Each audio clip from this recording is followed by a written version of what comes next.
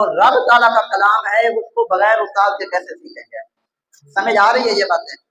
اس بات کو ایک غلط رنگ دیا جاتا ہے، کہتے ہیں کہ جناب اہل سنت و جماعت والے علماء قراء اور مفتی حضرات یہ کہتے ہیں کہ قرآن کا ترجمہ پڑھنا ہی نہیں چاہیے۔ واہ واہ، یعنی اس کو تو یوں کہہ سکتے ہیں کہ کسی نے کہا کہ جو کتا ہے اس کا خشک جو جسم ہے کپڑوں سے لگ جائے تو کپڑے ناپاک نہیں ہوتے، اور مسئلہ بھی یہی ہے۔ تو اس سے کوئی یہ لے لے کہ جناب علامہ صاحب کی نظر میں تو کتا پاک ہے، حالانکہ یہ کہا نہیں جا رہا، کہا یہ جا رہا ہے کہ خشک کتا اگر اس کا جسم کسی کے جسم سے ٹچ ہو جائے تو کپڑے ناپاک نہیں ہوتے۔ جیسے بلی ناپاک و حرام ہے، کتا بھی کھانے کے اعتبار سے ویسا حرام ہے۔ تو بلی تو سارا دن آپ کی جھولی اور گود میں کھیلتی ہے، اس سے کپڑے ناپاک نہیں ہوتے۔ چوہا آپ کے کپڑوں سے چھو جائے تو کپڑے ناپاک نہیں ہوتے۔ شکلی جو زہر آلودہ ہے آپ کے کپڑوں سے چھو جائے تو حرام نہیں ہوتے، پلیت نہیں ہوتے کپڑے۔ تو کیا مطلب ہے؟ یہ ساری چیزیں حلال ہو گئی۔ سمجھ آ رہی ہے؟ تو جیسے کپڑوں سے کتے کا لگ جانا کتے کے پاک ہونے کی دلیل نہیں ہے، بلی کا کپڑوں سے لگ جانا کپڑے ناپاک نہیں ہوئے، لیکن اس سے یہ بھی نہیں لیا جا سکتا کہ بلی پاک ہے۔ ایک دونوں زاویوں کے اعتبار سے مسائل الگ ہیں کہ کتا کپڑوں سے چھو جائے تو ایک الگ مسئلہ ہے، کتا خود ناپاک ہے یہ الگ مسئلہ ہے۔ تو ایسے ہی قرآن ترجمے سے سیکھنا یہ ایک الگ بات ہے، قرآن سرے سے سیکھنا اور اس کا ترجمہ پڑھنے سے منع کرنا یہ الگ بات ہے۔ تو کدھر کی بات کدھر سے ملا دی، یہ جناب کی ذہانت ہے، ذکاوت ہے، فطانت ہے، یہ آپ کی چرب زبانی ہے کہ جناب کہا تو یہ جا رہا ہے قرآن کو پڑھیں، کیونکہ قرآن پڑھنا، قرآن سیکھنا، قرآن کو سمجھنا یہ عبادت ہے۔ عبادت سے جو روکتا ہے قرآن پاک میں ہے مناع للخیر، کہ ولید بن مغیرہ جو کافروں کا جو ہے وہ سردار تھا، منافق تھا، سورہ قلم میں اس کی جب برائیاں بیان کی گئی 10 برائیاں عیوب اس کے گنوائے گئے، ان میں ایک عیب یہ بھی تھا کہ وہ لوگوں کو بھلائی سے بہت روکتا تھا۔ تو قرآن کے ترجمے سے روکنا، قرآن کے ترجمے کو نہ پڑھنا، اس کی ترغیب دینا، مجھے بتائیں یہ کوئی ثواب کا کام تھوڑی ہے، یہ تو برائی ہے، یعنی نیکی سے روکنے والی بات ہے۔ تو کوئی بھی عقل مند ایک چھوٹا سا بچہ بھی ہو وہ بھی نہیں سوچ سکتا کہ میں کسی کو نیکی سے روکوں۔ نیکی کی تو ترغیب دی جائے گی، لیکن نیکی کی جائے اس کا طریقہ کیا ہے؟ سمجھ آ رہی ہے؟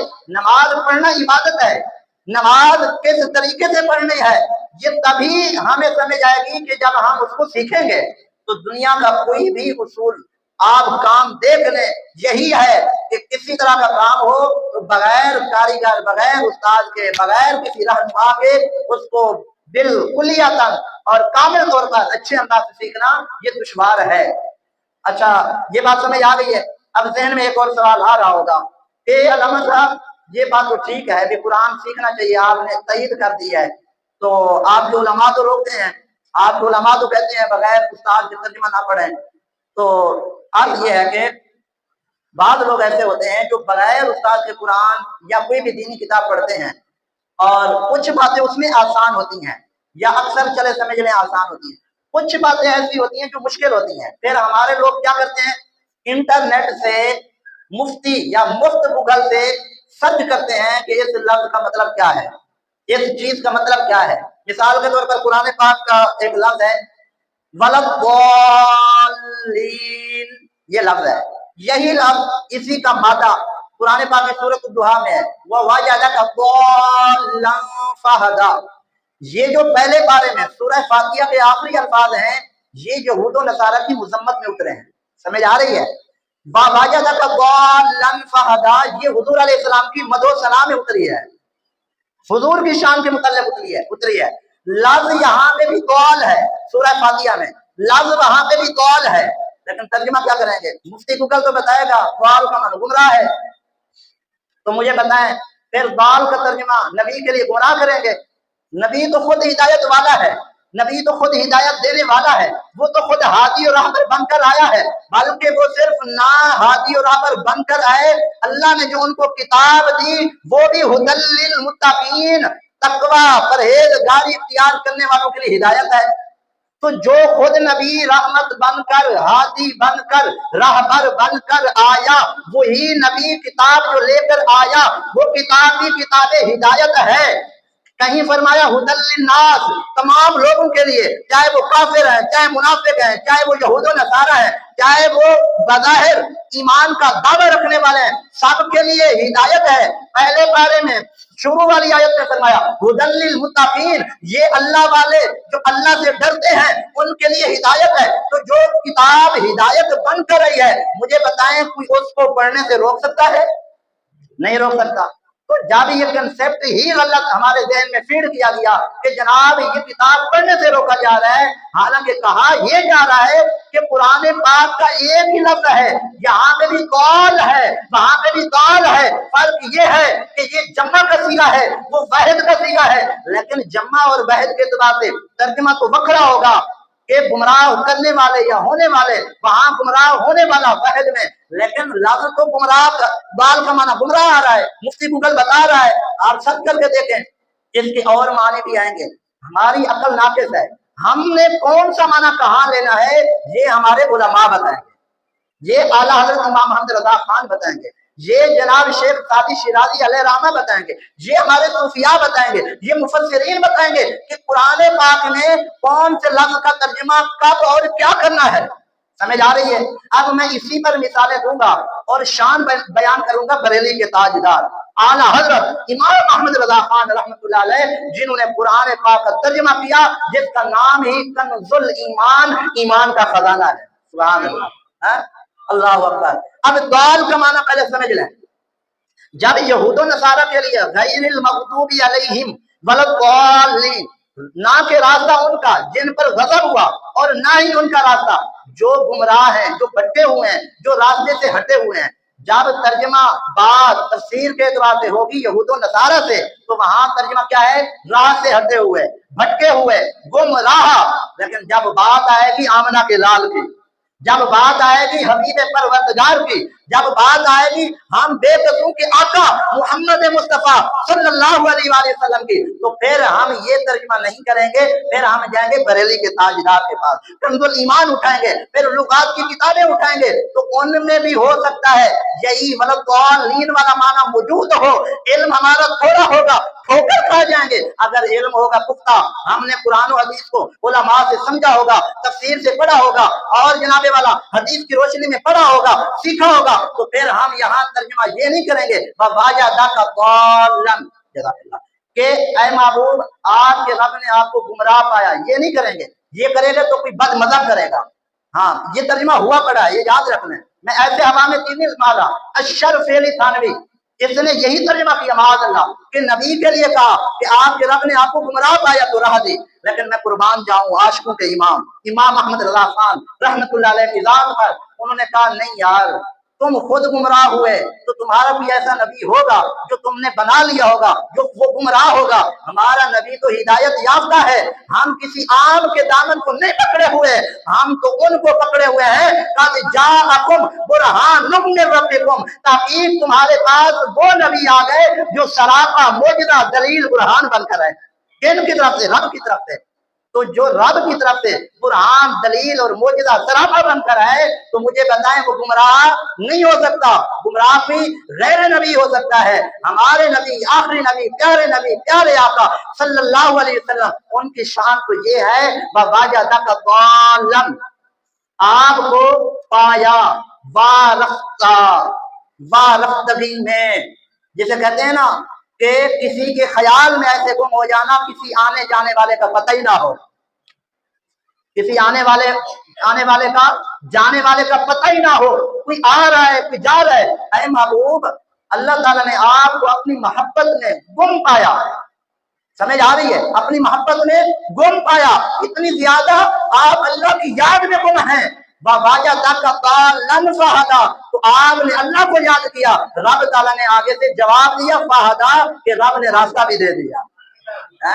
وہ ہے نا کہ ایک طرف سے محبت ہو دوسری طرف سے نہ ہو تو وہ محبت کمزوری لاتی ہے، اس میں کمی ہوتی ہے۔ لیکن یہ ہمارے جو نبی ہیں ان کی کیفیت یہ ہے کہ جب چند دنوں کے لیے اللہ تعالیٰ کے پیغام وحی کا سلسلہ رکتا ہے تو محبوب اپنے رب کی یاد میں गुम हो जाते हैं। वातबद्दल इलैहि तब्दीला, अल्लाह की याद में ऐसे गुम होते हैं, दुनिया से कट हो जाते हैं, अल्लाह से तार मिला लेते हैं। तो बरेली के ताजदार कहते हैं कि ऐ महबूब, आपके रब ने आपको अपनी याद में गुम पाया तो फिर रास्ता अता कर दिया। समझ आ रही है? फिर राह दी है, अपनी मोहब्बत, अपनी जो वही का सिलसिला था वो फिर से शुरू कर दिया। तो इससे पता ये चला कुरान अगर पढ़ना है तो ये जरूर है कि मुसलमान के लिए कुरान है ही किताब हिदायत। तो इसके लिए एक तरीका भी है कि कुरान पढ़ें तर्जुमे के साथ, साथ में तफसीर का किताब का कोई हिस्सा उठा लें। अकेले तर्जुमे के साथ अगर पढ़ना है तो किसी उस्ताद के पास बैठ जाए, पूछें उस्ताद जी लफ्ज़ तो एक है, तर्जुमे दो दो है, फर्क क्या है? वो उस्ताद सिखाएगा, वो बतलाएगा कि बेटा यहाँ किसी गैर के लिए कहा जा रहा है, यहाँ तो अल्लाह अपने महबूब के लिए कुछ फरमा रहा है। गैरों के लिए बोली कुछ और होती है, अपनों के लिए बोली कुछ और होती है? अल्लाह अकबर। फिर कहते हैं कि जितनी तर्जुमा गोरों ने सीखा समझा, इतनी तो मुसलमान भी नहीं समझ सकते। क्यों भाई? कहते हैं गोरों की अकल कामिल होती है, यानी रब के दुश्मनों की अकल कामिल है, और ये जो रब के बंदे हैं, रब को मानने वाले हैं, उसके महबूब को मानने वाले हैं, कुरान की एक एक आयत, एक एक हर्फ जबर देर पर ईमान रखने वाले हैं, इनको कुरान समझ नहीं आया, समझ आया तो उन गोरों को आया, इसलिए उन्होंने एटम बम बनाया, इसलिए फुला चीज बनाई, फुला चीज बनाई, फुला चीज बनाई। मैं कहता हूँ तुमने उलमा को ये जो सहूलियात है ये देने कब दी है? तुम्हारा तो काम है मस्जिदें गिराना, तुम्हारा काम तो है मंदिर बनवाना, तुम्हारा काम तो है एटम बम। अगर पाकिस्तान में एक मुस्लिम साइंसदान डॉक्टर अब्दुल कदीर खान ने बनाया तो तुम तो कहते हो ये उनका काम नहीं है, ये तो गोरू ने सामान मुहैया किया, तो मुसलमान ने बनाया। जब तुम गोनी ही गैरों के गाते हो तो फिर तुमने ये भी तो कहना है कुरान उनको ज्यादा समझ आया। अगर उनको ज्यादा समझ आया तो फिर वो ईमान लेकर मुसलमान हो जाते हैं, लेकिन अभी तक उनको समझ नहीं आया। कुरान तो कहता है अफला यतदब्बरून कुरान, अल्लाह खुद इरशाद फरमाता है लोगों से, क्या ये लोग कुरान में तफक्कुर, गौर फिक्र, गौर खोज नहीं करते? अगर ये कुरान पाक में गौर फिक्र करें तो फिर इनके दिल के ताले भी टूट जाएं, ये गोरे काले ना रहे बल्कि ईमान वाले और उजाले हो जाए। समझ आ रही है ये बात? अब एक मैंने मिसाल दी है, आज 20 सफर मुज़फ़्फ़र है, हुज़ूर दाता अली अजमेरी अलैहिर्रहमा का यौम उर्स है। दिल तो चाह रहा था सिर्फ इन्हीं का जिक्र किया जाए, लेकिन वो कहते हैं ना कि जिनके सदके से दाता हुजूर की पहचान हुई वो हमारे बरेली के ताजदार हैं, वो हमारे मोहसिन हैं, इमाम अहमद रजा खान है। आला हजरत रहमतुल्लाह अलैह ने औलिया का भी दिफा किया, अत्किया का भी दिफा किया, खुफिया का भी दिफा किया। फिर जब बात आई कुरान पे, कुरान के तर्जमे पे, तो आपके जो मुरीदीन थे, आपके खुलाफा थे, आपको जब कहा हुजूर तर्जमा करना है, आपने फरमाया कुरान तो बड़ा अच्छा है, लेकिन इसके लिए जितने भी लोग दरकार होंगे सबका बावुज़ू होना जरूरी है। बगैर वुज़ू के कुरान न पढ़ा जाता है, न लिखा जा सकता है, न इमला हो सकती है, न प्रिंट हो सकती है। तो कहने वाले थे मौलाना मुफ्ती अमजद अली साहब, और कहने वाले थे हुजूर सदरुल अफाजिल, कहने वाले थे सदरुल शरिया, तो वो भी आम नहीं थे, आला हजरत के खुलफा थे, मुरीद थे। कहा हुजूर बस आप तर्जुमा लिखवा दें, बावुज़ू होकर लिखना हमारा काम है। हुजूर तरबियत जो आपकी है, तो आला हजरत रहमतुल्लाह अलैह ने तर्जुमा लिखकर इस उम्मत पर एहसान कर दिया। एक और एतराज किया जाता है, जनाब ये जो सूफी है ना, सूफी, ये अहले सुन्नत के जो उलमा हैं, ये जो मशाइख हैं, ये तो जहल थे। क्या थे? जहल। मुझे बताएं जहल कभी किताबें लिखते हैं? भाई कोई जहल हो, ला इल्म हो, कोई वाक़ियत ना हो उलूम मारिफ से, वो उठे और किताब लिख दे कश्फुल महजूब, पर्दों से हिजाबात से पर्दे उठाने वाली किताब, कश्फुल महजूब, हिजाबात से पर्दे उठाने वाली किताब। ये मुझे बताएं कोई जहल लिख सकता है? नहीं। अच्छा उठाए शेख सादी शिराज़ी अलैहिर्रहमा, फारसी में उन्होंने तर्जुमा लिख दिया। अच्छा जनाब ये इसलिए रोकते हैं तर्जुमा पढ़ने से कि ये खुद लोग कुरान पाक पढ़ने वाले बन जाएंगे, सीखने वाले बन जाएंगे, इनको तर्जुमा आ जाएगा, मौलवियों की तो रोटी रोजी बंद हो जाएगी। मुझे बताएं ईमानदारी से, मेरे अक्सर जो बयानात हैं और उलमा अहले सुन्नत के, ये इस बात से होते हैं या नहीं कि आप खुद कुरान पाक पढ़ने की तरफ आए, आप खुद कुरान पाक सीखें, आप कुरान पाक का तर्जुमा पढ़ें, तफसीर के साथ पढ़ें। ये हमारे बयानात मौजूद है या नहीं है? अगर हमारी तरफ से ये तरगीब मौजूद है तो फिर उलमा पर ये इल्जाम है कि ये कुरान का तर्जुमा पढ़ लेंगे तो मौलवी की रोजी रोटी बंद हो जाएगी। मैं कहता हूँ शऊर जितनी बढ़ता चला जाएगा, अल्लाह ताला रिज़्क़ के असबाब उतनी ज्यादा बनाता चला जाएगा। समझ आ रही है?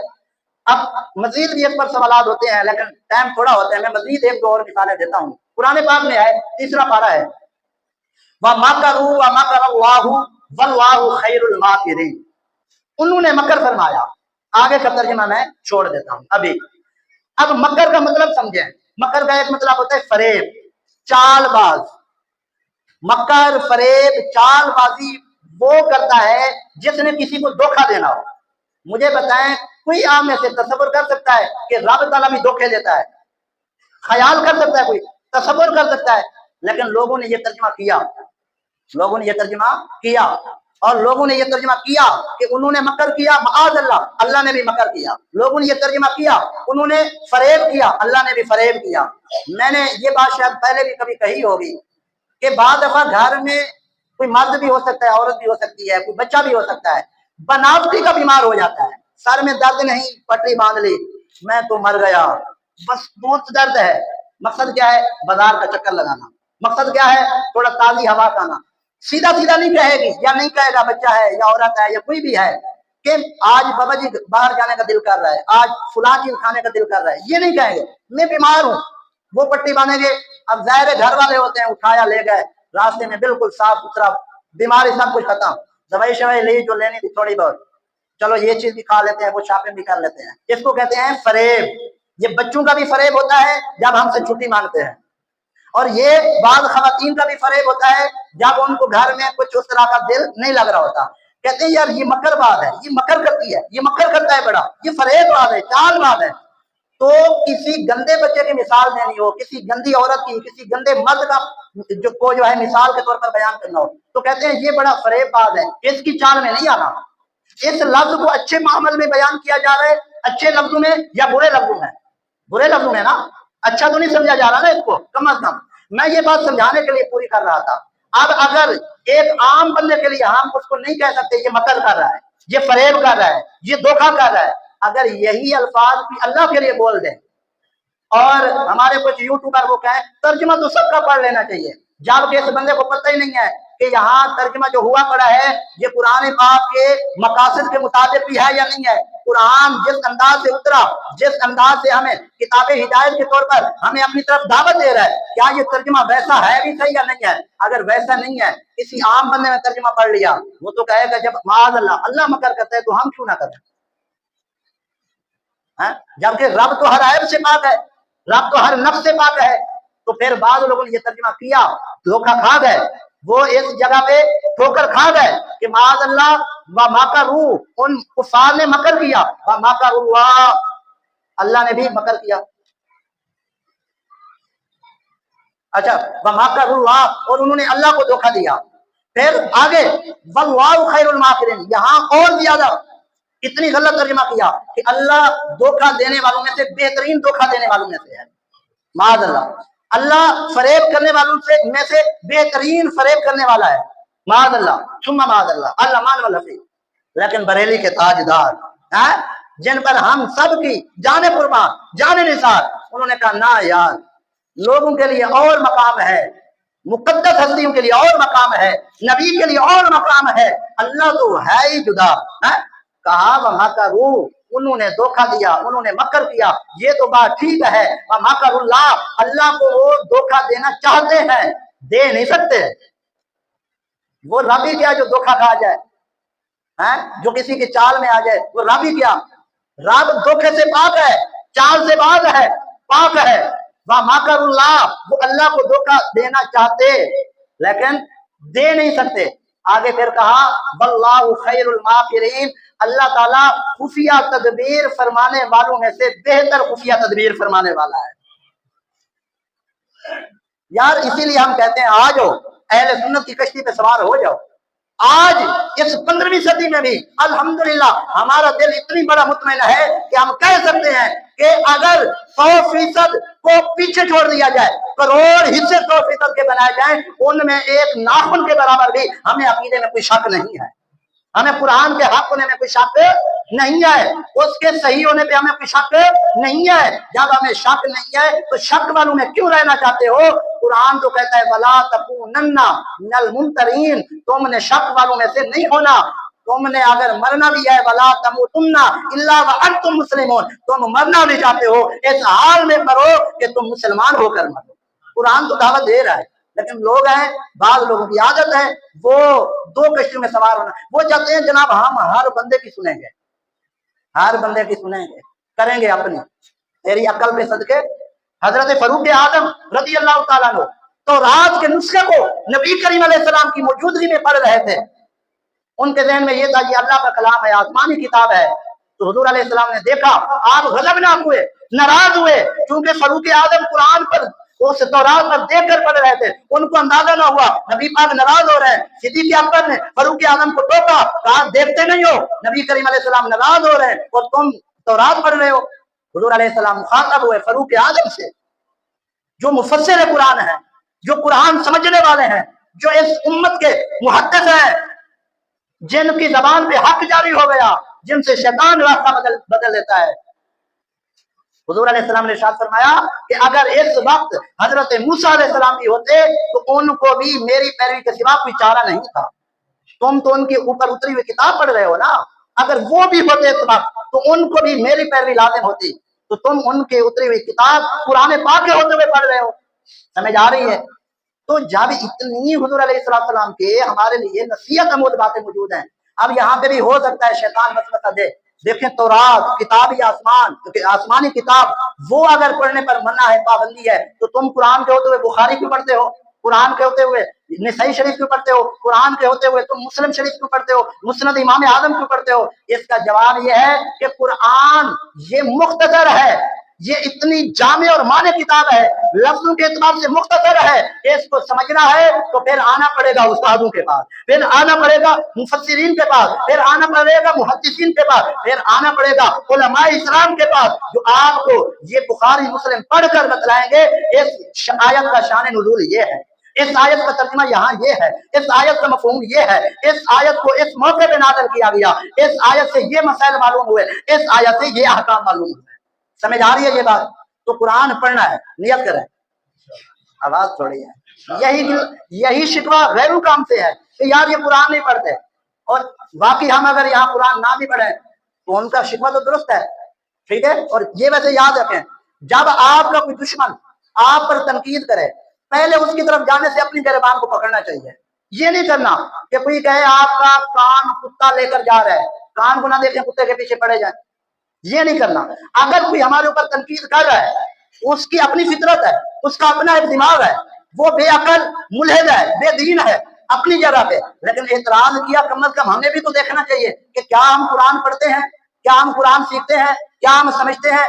मुझे भी कहा गया, अल्हम्दुलिल्लाह आप सब गवाह हैं, कैमरा नहीं दिखा रहा, लेकिन मैं आप सब जानते हैं कि यहाँ सुबह के दर्स में कुरान का तर्जुमा होता रहा और तफसीर भी होती रही, लेकिन बाज दोस्त होते हैं वो कहते हैं ये सारा कुरान या बयान कर रहे हैं, कुछ और चीजें भी बयान कर रहे हैं। तो इसकी नहुसत ये तारी होती है, कुरान का तर्जुमा तफसीर भी गया, कुछ और भी गया।